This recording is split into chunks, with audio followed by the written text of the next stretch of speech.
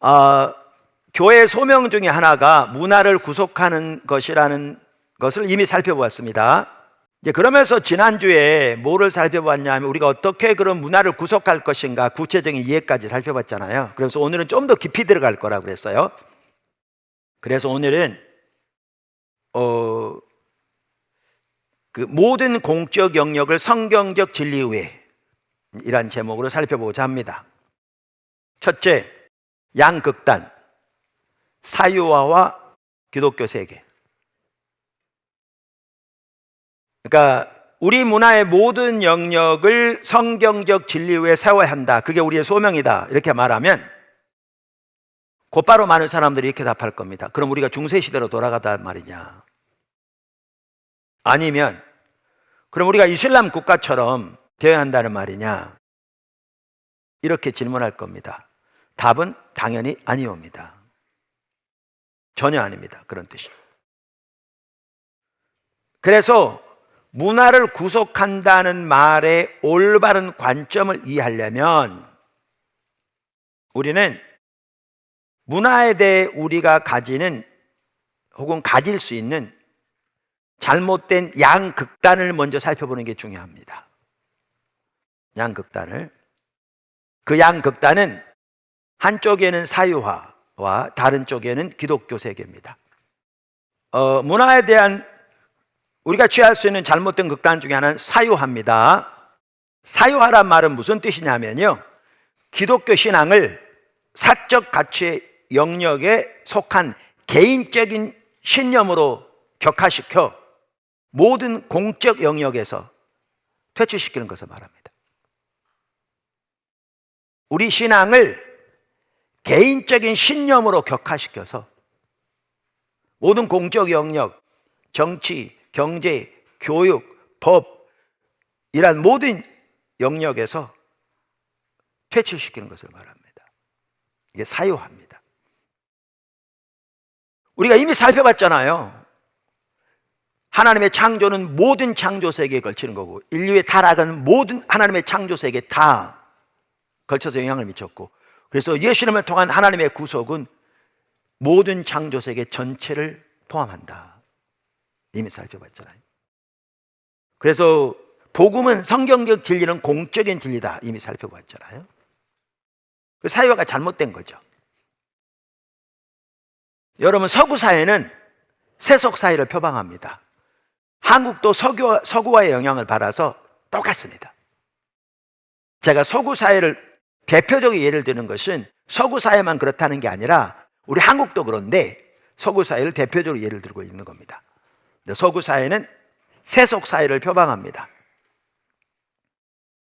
팀 켈러 목사님은 공적 세계가 세속 사회가 돼야 한다는 것에 대해서 동의합니다.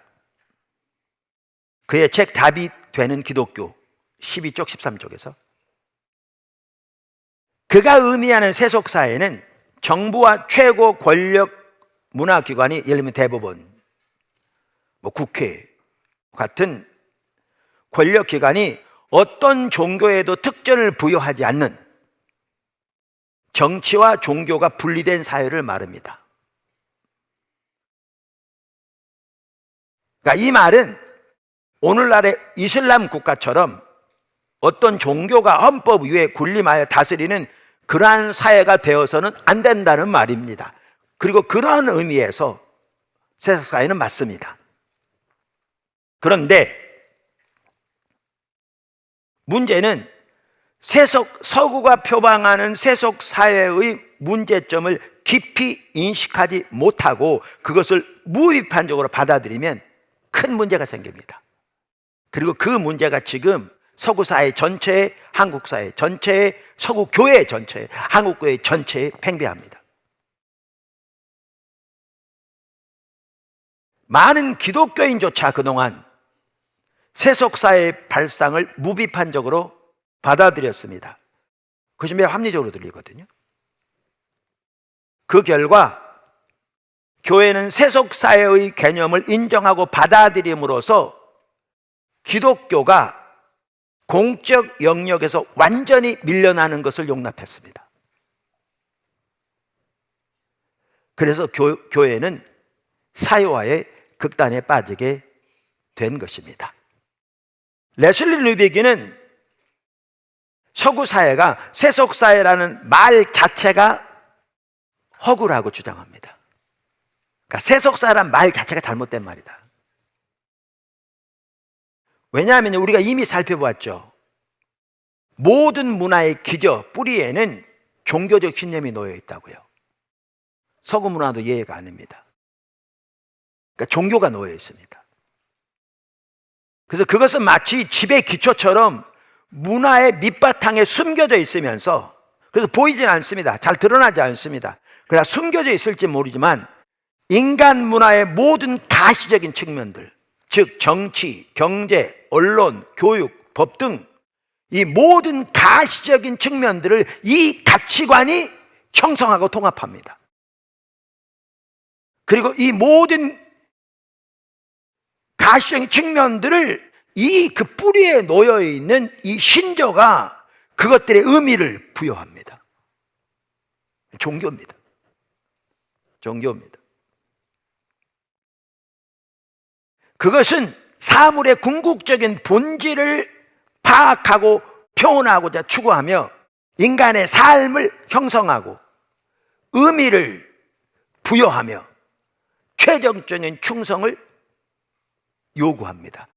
이미 우리가 살펴봤잖아요. 모든 종교는 최종적인 충성을 요구한다고요. 기독교 신앙뿐만 아니라 서구 문화도 마찬가지입니다. 모든 문화가 다 그렇습니다. 이슬람도 그렇고. 그리고 그 신조는 구조, 제도, 관습, 풍습, 조직, 상징 등을 통해 사회적으로 구현됩니다. 그래서 레슬리 누비기는 이것을 숨겨진 신조라고 표현합니다. 신조인데, 사상인데, 가치관인데, 신념인데 숨겨져 있다는 거죠. 숨겨져 있다는 거죠.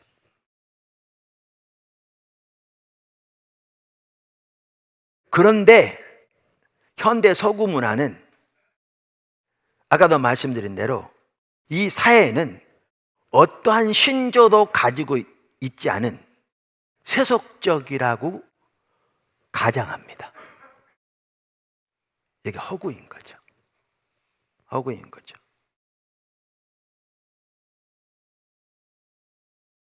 그래서 자신에게, 서구 문화는 자신에게 세속적이라는 형용사를 적용해서 종교라는 이름으로 오는 믿음에 대해서는 중립적이라는 암시를 주는데, 모든 종교에 대해서 실제로는 그 자체가 종교인 겁니다. 근데 여러분 이거 아십니까? 법체계, 교육정책, 정치체계 이 하나도 그 바탕에 종교적인 신념을 가지고 있지 않은 체계가 단 하나가 없습니다. 여러분 오늘날 진보에서 내세우는 교육체계, 보수에서 내세우는 교육체계 할 것 없이 모두 다 그 바탕에는 종교적인 신념이 있습니다. 신조가 있습니다. 이거 없이 이 체계가 나올 수 없습니다. 법체계도 마찬가지고요.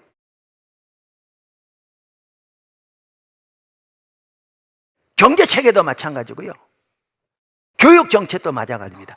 어느 걸 하나 그 바탕에 그것을 종교라고 말하는 거죠. 아까 말하는 대로 숨겨진 신조, 이거 없는 체계는 있을 수가 없습니다.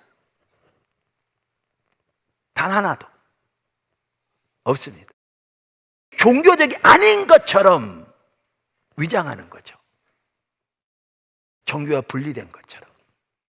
근데 심지어 예수 믿는 사람들까지 그 주장을 받아들인다는 겁니다. 그대로. 그것이 옳은 것처럼. 그것이 옳은 것처럼. 자, 이게 이제 사회화의 극단인데요. 교회가 사회화에 빠지게 된 이유. 교회가 사회화에 빠지게 된 이유. 레슬리 누비기는 이걸 참 잘 정리하고 있습니다. 물론 다른 분도 마찬가지입니다. 그분이 잘 정리하고 있어서 제가 참고했을 뿐이고요. 이건 일반적으로 다 잘 알려진 내용이죠. 세 가지로 제시하고 있습니다. 또 부분적으로 우리가 이미 살펴본 내용들입니다. 복습 차원에서 세 가지를 다시 살펴보고자 합니다. 교회가 사회화에 빠진 이유 세 가지. 첫째는 교회가 이교적인 헬라 철학의 인간론과 종말론을 받아들였기 때문입니다. 우리가 성과 속의 분리, 소위 교회하고 관련된 건 성스러운 거고, 영적인 면과 관련된 건 성스러운 거고, 세상과 관련된 혹은 육적인 면과 관련된 건 속된 것이라, 이 성석의 분리는 비성경적이고 때로는 반성경적인 건데, 이게 교회 안에 팽배하다고 그랬잖아요. 이게 중세뿐만 아니고 뿌리를 캐고 올라가면 헬라 철학까지 연결됩니다. 이게요, 헬라 철학까지. 근데 이교적인 헬라 철학의 인간론과 종말론을 그대로 받아들였기 때문에 사유에 빠지게 되었다는 겁니다. 그러니까 인간론 이런 거죠. 헬라 철학에 의하면 물질적인 것은 악한 것입니다. 영적인 것은 선한 것입니다. 교회는 그동안 육체적인 것을 악하게 보는 등 다양한 형태로 헬라 철학을 성경적인 관점으로 오해하고 받아들여 왔습니다. 교회는 그동안. 종말론도 그렇습니다. 헬라 철학은 그래서 인간의 행복은 영이 악한 물질적인 몸에서 벗어나 자유롭게 되어 영원한 영의 세계에 들어가는 것이라고 주장했습니다. 그래서 헬라 철학에 의하면 가장 큰 행복은 안 태어나는 것이고, 그 다음에 두 번째 행복이 뭐냐? 빨리 죽어서 이 악한 육체에서 영이 벗어나 자유롭게 영원한 영적인 세계에 들어간다는 것이었습니다. 교회 또한 종말론을 그대로 받아들여서 우리의 구원만 하더라도 영적인 면에 국한시키고, 우리의 신앙생활마다 소위 영적인 것에만 국한시키며, 우리의 목표가 이 세상을 떠나 영원한 영적인 천국에 들어가는 것이 목표가 되어진, 그대로 살아왔습니다. 당연히 우리의 구원은 영적인 구원이 포함됩니다. 그리고 우리가 죽으면 주님 곁에 가는 것이 포함됩니다. 이건 근데 최종적인 종착지는 아닙니다. 성경에 보면 거쳐가는 과정인 거죠. 최종적인 종착지는 새하늘과 새 땅입니다. 우리의 부활, 새하늘과 새 땅. 성경은 명확하게 말하고 있습니다.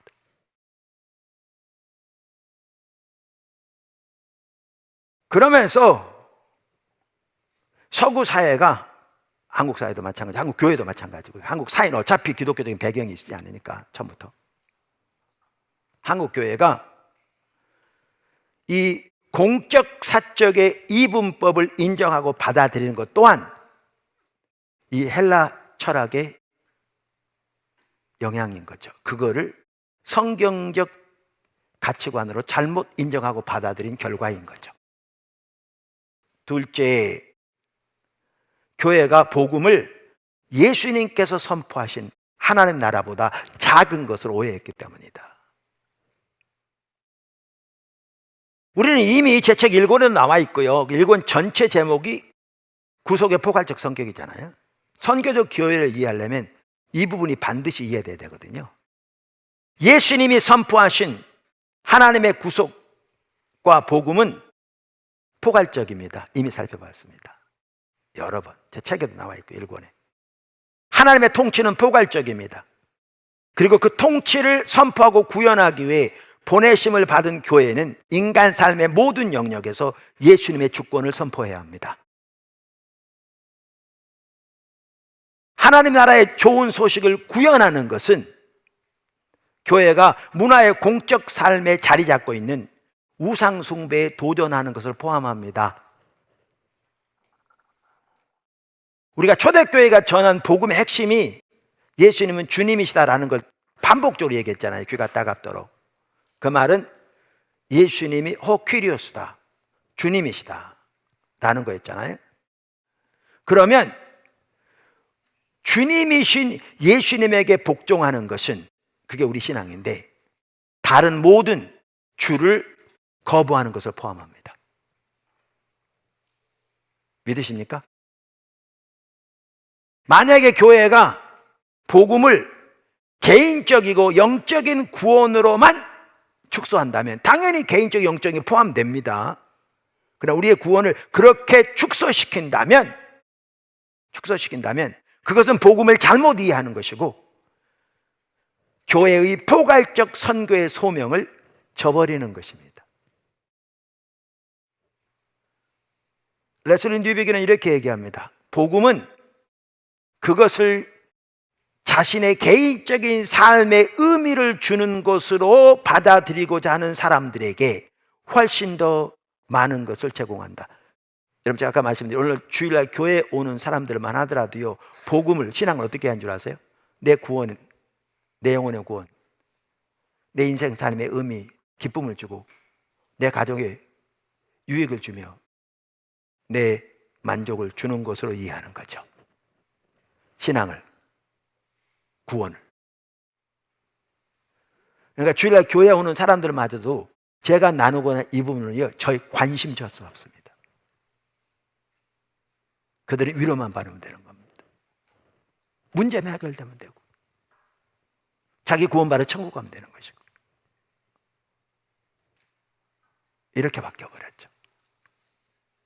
이렇게 바뀌어버렸죠.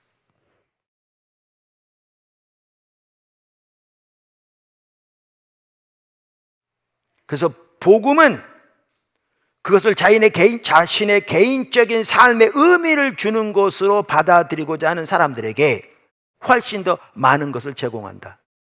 복음은 하나님의 우주적인 목적을, 즉 인류의 공적 역사 전체를 유지하고 뒤엎으며 예외 없이 모든 사람을 심판하는 수단을 선포한다. 여러분, 주님 다시 오시는 그날에 믿는 사람뿐만 아니고요, 안 믿는 사람을 포함해서 모든 인류가 심판을 받을 것이고요, 모든 문화가 심판을 받을 것이고요, 모든 역사가 심판을 받을 것입니다. 그분의 심판대 앞에서. 그러면 복음은 사적일 수 없습니다.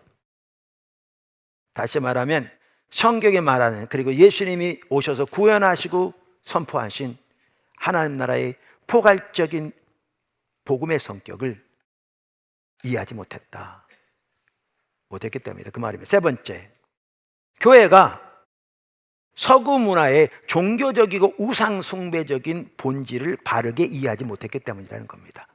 아까 말한 대로 종교 중립적인 세속 사회를 표방하는데, 종교 중립적이라는 것은 신화입니다. 그 자체가 앞으로 좀 더 살펴볼 텐데, 이 부분은 기회 되면 나중에.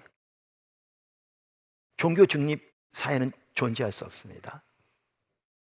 왜냐하면 그 바탕에는 반드시 종교적인 신념이 있기 때문입니다. 그런데 이러한 서구 문화의 종교적이고 우상숭배적인 본질을 교회가 분별하지 못하고 파악하지 못하니까 그것을 합리적인 것으로 인정하고 받아들임으로써 기독교 신앙이 사유화로 전락하는, 사유화되는 것을 허락했다, 그 말입니다. 세속사회라는 개념은 교회가 공적 광장, 우리의 공적 사회를 말하는 거죠, 광장의 중립성이라는 추정을 받아들이도록 유도했습니다. 그런데 교회에는 그 배후에 있는 영적인 권세를 분별하지 못했습니다. 진실은 공적 광장의 성소는 비어있지도 않고 중립적이지도 않다는 것입니다. 교회는, 그 공적 광장은 다른 신들로 가득 차 있는 만신전인 거죠. 그런데 그것을 받아들임으로써 교회는 실제 공적 영역의 삶에서는 다른 주인, 다른 주, 다른 신들의 지배를 받게 된 겁니다. 성도들은, 교회는 그리스도의 주되심을 사적 영역에 국한하고 삶의 대부분을 이루고 있는 모든 공적 영역에서는 다른 주, 다른 신의 주권적인 통치를 받으며 살게 된 것입니다. 너무너무 심각한 거죠. 자, 그래서 교회가 사유화에 빠지게 된 세 가지 이유를 살펴봤는데요. 그러면 교회가 사유화에 빠진 심각한 결과는 뭔가라는 거죠. 이유를 세 가지 살펴봤는데, 그렇게 사유화에 빠지게 된 결과는 참으로 심각했다는 겁니다. 심각하다는 거죠. 이미 지금 그 일이 지금 현재 일어나고 있으니까. 여러 가지가 있겠습니다. 그 중에 몇 가지만 살펴보겠습니다. 역시 여기저기 살펴본 부분들이 많습니다. 복습하는 차원에서 살펴보고자 합니다. 사유화에 빠진 교회가 심각한 결과, 첫 번째, 공적 영역에서 기독교적 원칙의 영향력이 감소했습니다. 여러분, 미국만 하더라도 다른 나라 다 놔두고 가장 어떻게 보면 그 부분에서 잘 해왔다고 말할 수 있는 미국만 하더라도 공적 영역에서 기독교의 영향력이 심각하게 감소했습니다. 심각하게 감소했습니다.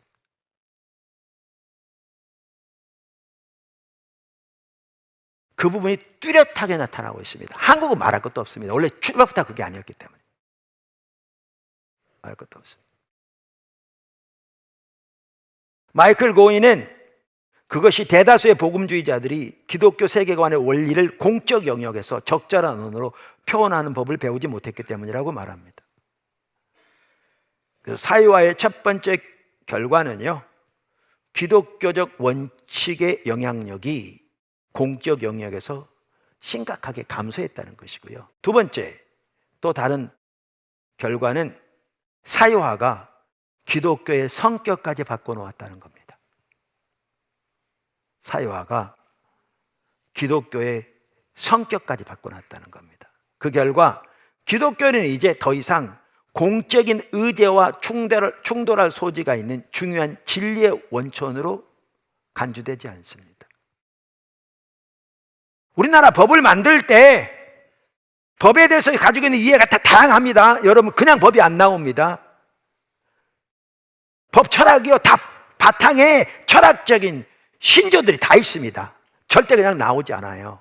이게 다 종교들입니다. 따지고 보면 이렇게 다룰 때, 근데 법을 만들거나 법에 대해서 강의할 때 기독교가 이 법에서 이 가지고 있는 법적인 철학과 충돌할 수 있는 소지가 있는 중요한 진리의 원천이라는 개념 자체가 완전히 사라져 버렸습니다. 심지어 기독교인들도 그렇게 사라져 버렸다고 생각합니다. 기독교는 개인이 구원받는 사적인 종교에 불과한 거죠.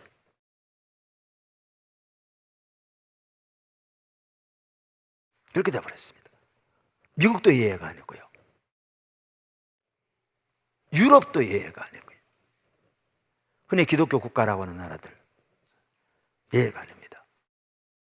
기독교는 이제 실제 존재 자체죠. 실제의 전체를 해석하는 렌즈로서의 기능을 잃어버렸을 뿐 아니라 더 이상 총체적 진리로도 여겨지지 않는다는 것입니다. 서구가 이렇게 돼버렸고요, 우리나라는 더 말할 것도 없고요. 저는 이거 이렇게 준비하면서 이런 기도가 나오더라고요. 주여 우리를 불쌍히 여기소서. 절박하게 그런 기도가 나오더라고요. 레슬리 누비기는 이걸 두고요, 교회가 일종의 흥정을 한 것이라고 말합니다. 잘 통해서요. 일종의 흥정을 했다는 거예요. 어떤 흥정? 기독교가 사유화의 과정을 묵인함으로써 사적 영역에 살아남았다는 거예요. 포스트 모더니즘 시대에는 기독교도 예수 믿는 사람에게는 중요한 가치라고 인정하거든요. 동성연애자들이 자기들의 가치를 소중히 여기는 것처럼, 흑인들이 자기들의 가치를 소중히 여기는 것처럼, 백인들이 자기들의 가치를 소중히 여긴 것처럼, 아시아인들이 자기들의 가치를 소중히 여긴 것처럼, 기독교인들이 자기들의 가치를 소중히 여긴 것처럼, 그래서 사적 영역에 살아남았어요. 하나로.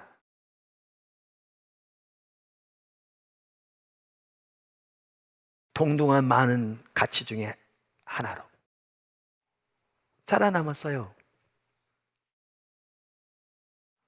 네, 이렇게 말합니다.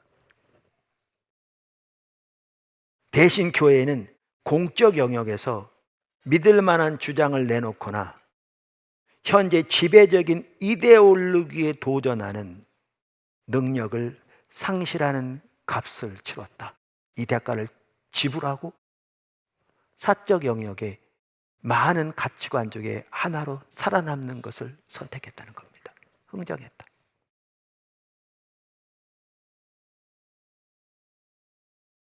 그러면서 그는 이렇게 얘기합니다.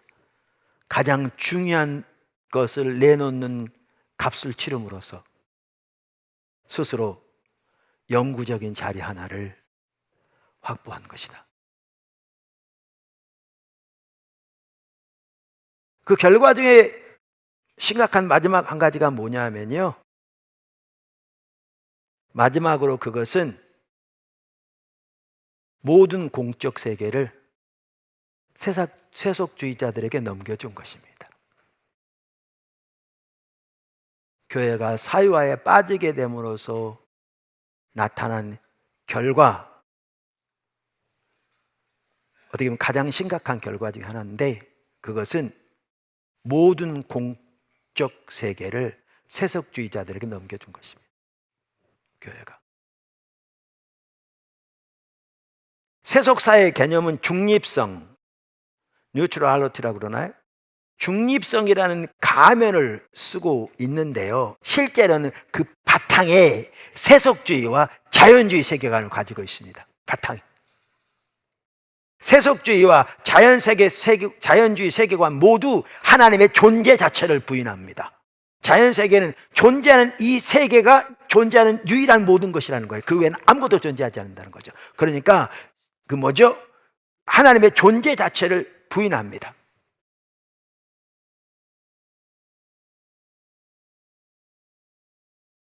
그래서 성경적 견해가 편향된 사적인 의견으로 치부되는 반면에, 이러한 그 사회, 그리고 그 바탕에 있는 자연주의, 그리고 세속주의 세계관은 객관적이며 합리적이고, 그래서 모든 사람들에게 구속력이 있는 것으로 제시됩니다. 이게 종교인데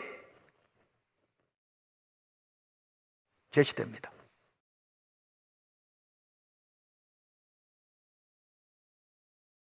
낸시 피어시 책에 보면, 완전한 진리 책에 보면요, 기독교 철학자의 말이 인용되어 있습니다. 그 철학자가 이렇게 얘기했습니다. 나는 개인적으로 확실한 종교적 신념을 가지고 있다. 그러니까 나는 하나님 확실히 믿는다는 거예요. 그러나 내가 수행하고 있는 분석의 실제 과정에 그것을 묵시적 전제로 도입하는 것은 전적으로 잘못된 것이라고 생각한다. 설명하면 이런 내용이에요. 기독교 철학자가 한 얘기입니다. 나는 개인적으로 확실한 종교적 신념을 가지고 있다. 난 하나님 믿는다, 확실하게. 나는 기독교인이다, 확실하게. 그런데 내가 수행하고 있는 분석의 실제 과정, 철학자로서 내가 수행하고 있는 분석의 이 실제 과정에서 이 기독교적 신앙을 도입하는 것은 전적으로 잘못된 것이라고 생각한다는 거예요. 그러니까 쉽게 말하면 이게 중립성을 말하는 거예요. 종교적 중립성. 여기에는 기독교적 전제가 들어가서는 안 된다는 거죠. 근데 문제는 뭐냐면, 이렇게 주장하는 이 바탕에는 세속주의적이고 자연주의적인 세계관이 깔려 있다고요. 이게 단순히 중립적이 아니라고요.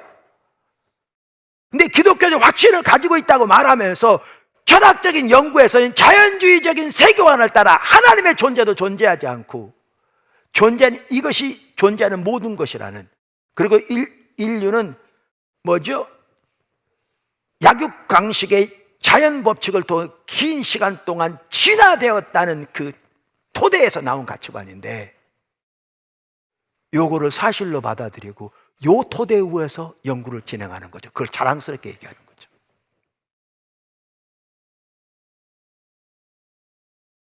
이 같은 입장의 결과가 뭐예요? 기독교인들이 사상의 체계를 포함한 모든 공적 세계를 세속주의자들에게 넘겨준 거죠. 그리고 그 바탕에 있는 세속주의적이고 자연주의적인 세계관 내지는 철학에 의해서 이 모든 게 굴러가도록 내버려 둔 겁니다. 그러면서 교회는 주일날 교회 와서는 하나님 믿고 하나님 뜻대로 산다고 하지만 실제 삶의 영역에 살아가는 모든 방식은 그 바탕에 놓여있는 세속주의적, 자연주의적인 철학이 말하는 그 가치관을 따라 생각하고 살고 행동하는 겁니다. 다른 주를 섬기는 거죠. 이게 현실입니다. 이게 세속화를 받아들인 결과입니다. 그러니까 사유화를. 이게 한쪽 극단이고요. 그럼 다른 극단은 뭐냐? 기독교 세계입니다. 이것도 잘못된 극단인 거죠. 이제 반대 극단입니다. 기독교 세계는 뭐냐 하면, 그러니까 사유화는 우상숭배 삶이잖아요. 금방 살펴본 거죠. 그러면 그 해답이 기독교 세계에 있느냐는 겁니다. 중세 시대와 같이 교회가 정치, 경제 모든 부분을 다스리는 그 중세로 돌아가야 된다는 말이냐라는 거죠. 답은 아닙니다. 기독교 세계는 마치 이슬람 국가에서 코란이 헌법 위에 있는 것처럼 성경이 법 위에 있어서 제도적으로 강압적으로 성경적인 요구사항이 집행되는 사회를 말합니다. 그건 답이 아닙니다. 전혀. 그것도 다른 극단입니다. 우리는 그 극단을 이슬람 사회에서 볼 수 있습니다. 그래서 그들은 자기들의 목적을 위해 폭력을 행사하는 걸 전혀 두렵지 않게 생각합니다.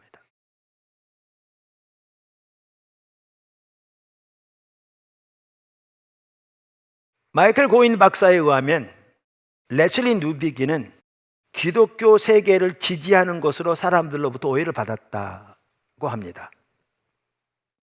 그러니까 중세 기독교 세계에 대해 일부 긍정적인 면을 그가 보고 그런 부분을 나눴는데 그것을 보면서 사람들이 그를 비방하는 거죠. 그렇게 그는 기독교 세계를 주장하는 사람이라고.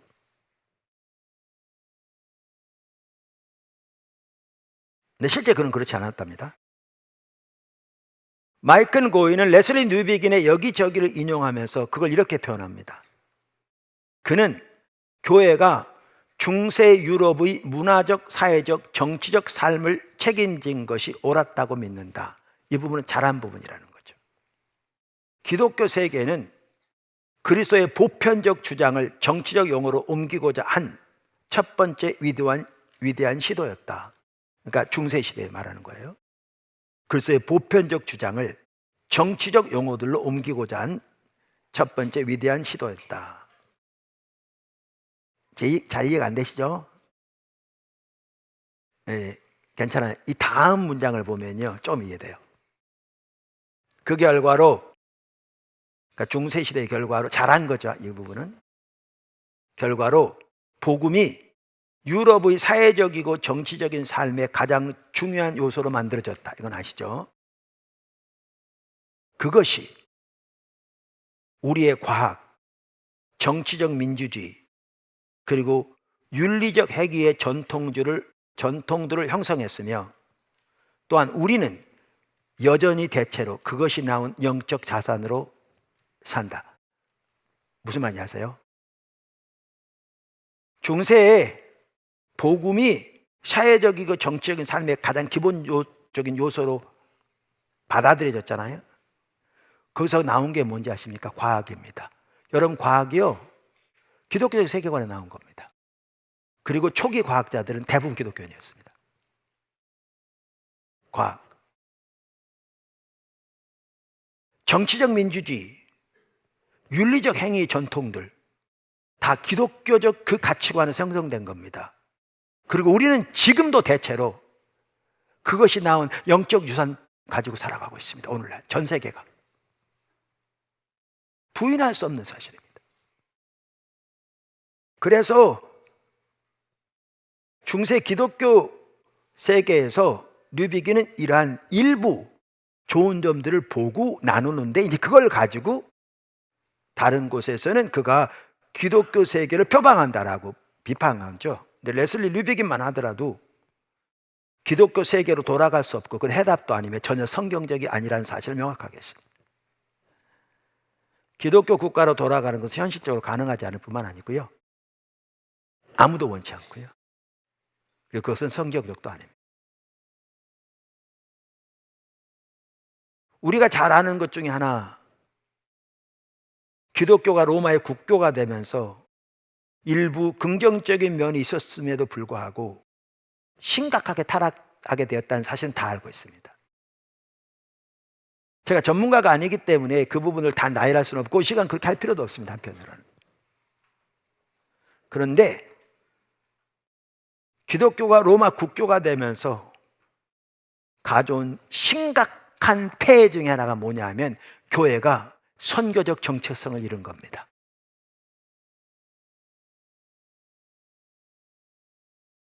선교적 소명을 잃어버린 거죠.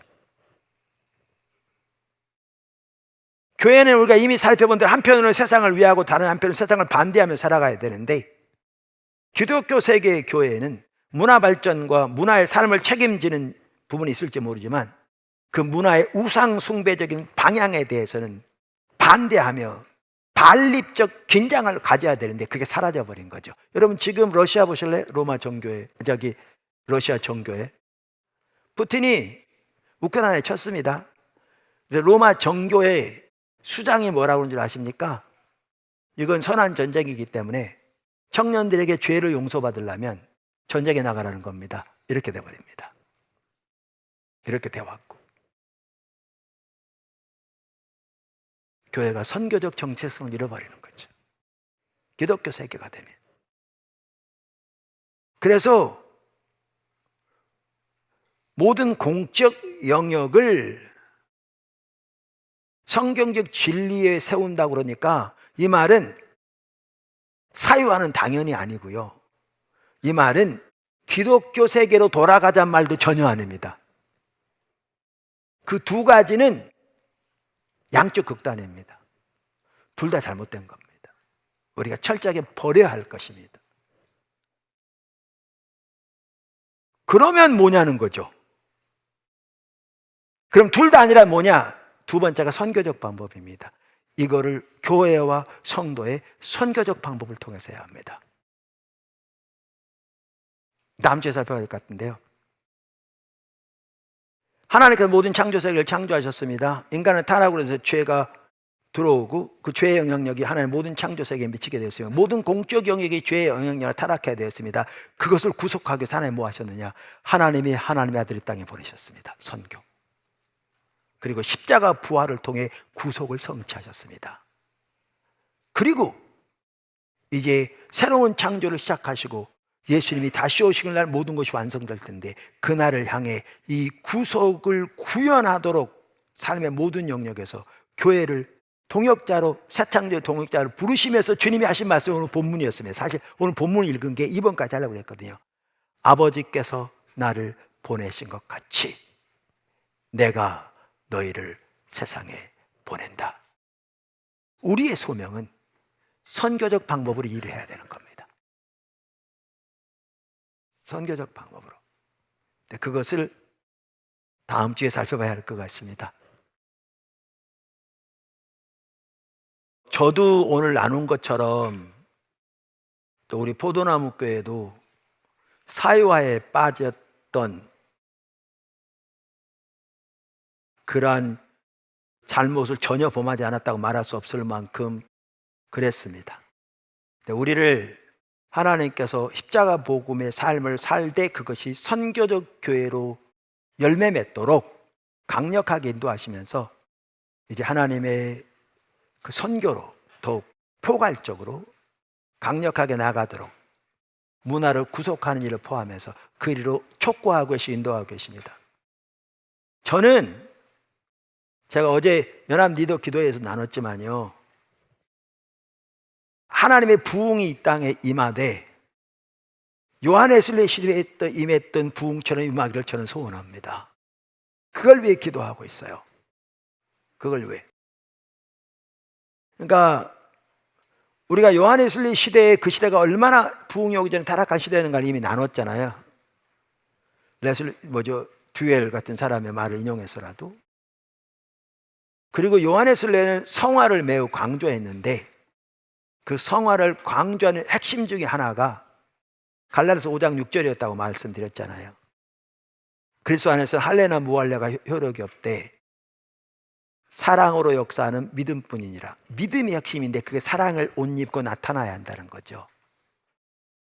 그러면서 거기에 부흥이 임하면서 총체적인 하나님의 구속의 역사들, 이것이 보여주고 실행되어주고 추구하고 주님을 의지하면서 하나님의 부흥이 임하면서, 제가 책을 보니까요, 그 심각했던 영국이 30년 만에 바뀌었더라고요. 근데 우리가 이렇게 하나님께서 우리를 십자가 복음의 삶을 살고 그것이 선교적 교회로 열매 맺도록 인도하시면서 여기에 하나님의 부흥이 임한다면 동일한 일이 날 겁니다. 오히려 더 놀라운 일이 날 겁니다. 그게 어쩌면 하나님 우리를 부르신 소명이라고 생각합니다. 교회의 사역은 하나님의 비전이라고 생각합니다. 그래서 아까 제가 광고 시간에 나눈 것처럼 하나님의 구약의 이스라엘 백성들을 세우실 때도 그렇고 하나님만 의지하도록, 그래야 그들은 적과 꿀이 흐르는 가나안 땅에 될 수 있었어요. 그리고 열방의 빛이 될 수 있었어요. 우리 교회 한편은 위치적으로 보더라도 마치 퍼즐처럼 잘 안 보이는, 분명히 거기 있는데 잘 찾은 사람은 잘 보이는데, 그런 한편은 그런 부분이 있어요. 여기까지 온 것만 너무나 놀라운 하나님의 역사죠. 그런데 우리가 그렇게 주님만 찾고 주님만 따라가고 주님 인도하는 따라 오늘 살펴본 내용만 하더라도 이렇게 주님을 따라가기를 추구하고 주님의 은혜를 구하면서 하나님의 부흥이 임하면 어마어마한 일이 날 겁니다. 그 빛이 숨겨지지 않을 산 위의 도시로서. 이거는 우리의 부르심일 뿐만 아니고요, 신약의 모든 교회를 향한 하나님의 부르심입니다. 정확하게. 근데 이러한 부분 하나하나 인도해 가시면서 우리의 사역을 위한 하나님의 비전의 회복과 부흥인데, 어쩌면 이것이 우리의 유업일까?